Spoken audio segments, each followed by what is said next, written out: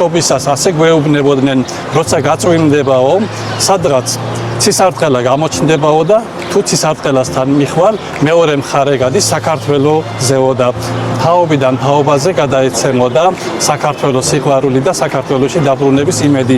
და მე 15 თაობა ეს ბედნიერი თაობა ვარ, რომელმაც გადმოვლახე საქართველოს ეს დიდი ცისარტყელა და